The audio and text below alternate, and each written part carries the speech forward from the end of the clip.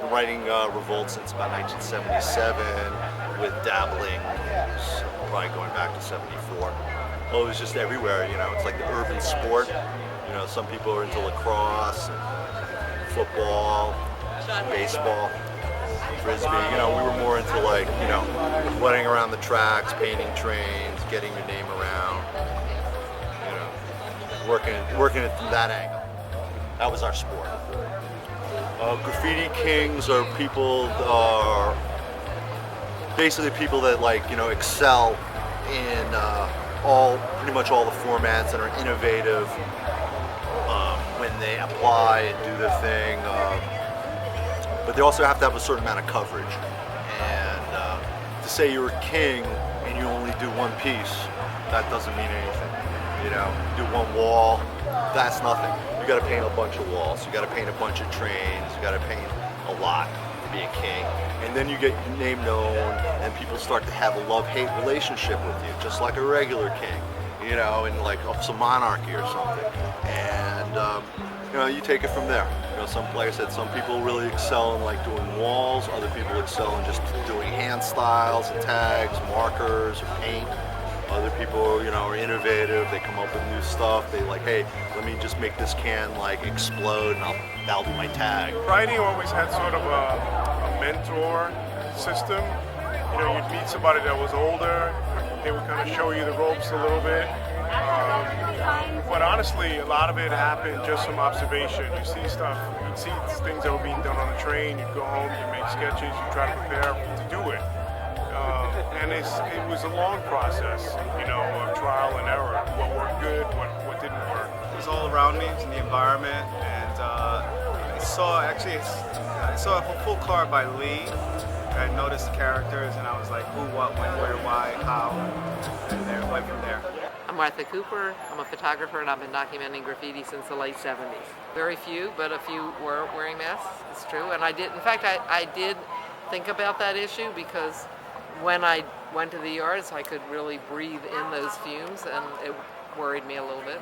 Nobody's actually mentioned to me that that's why they're suffering ill effects, but I did wonder, for example, about someone like Shy, 147, who got, I think it was Hodgkin's disease, but or that's what they said it was, but he died of it, and I always wondered if he had breathed in too much spray paint, that people just simply weren't thinking about that as a possible cause of his illness. And you did talk to Days, right? He was the first one I ever saw wearing masks, and I have lots of really early pictures of him in the yards with a mask on.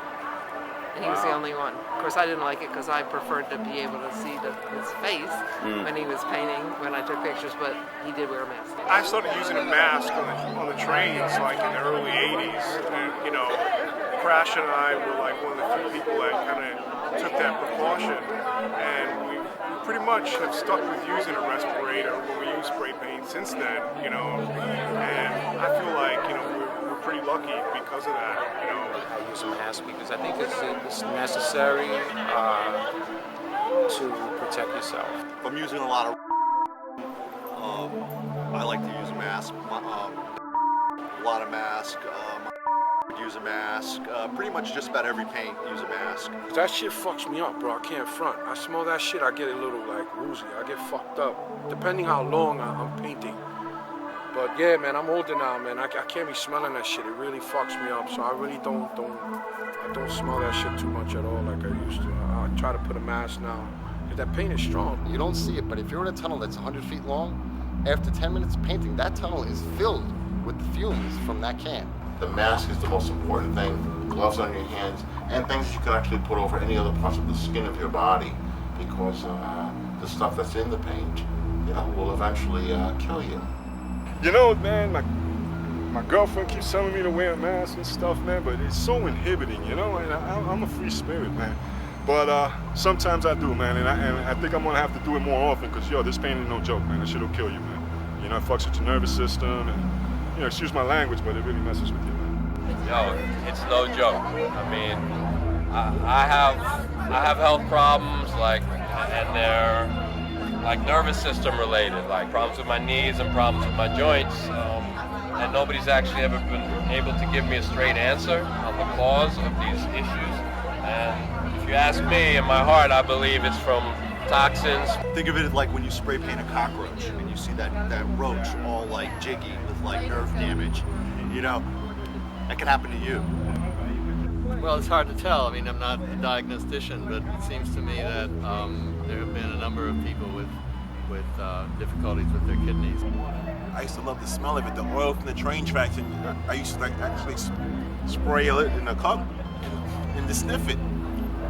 I mean, but 13, 14, 15 years old, you're not knowing. You know, you're drinking beer, you're hanging out with the guys. As you get older, your immune system, your neurological system can't, fight off the effects of this stuff. You're gonna have long-term damages, and we're starting to see more and more of our friends suffer from weird, acute symptoms of God knows what, and we're not sure if we can relate it back to spray paint. I personally know some people that have passed away. I've met people throughout my career that have had severe respiratory problems. I check my lungs every year, and knock on wood, they're good so far. But I do notice now, like the last few years, that when I do spray paint, my chest will tighten up after painting a few hours, and that's something that didn't happen in the beginning. The people that I know that came along between 70 and 73 and 72, those people that have lead in their bloodstreams, some of them are okay and other ones have passed on because the lead in their bloodstream has killed them.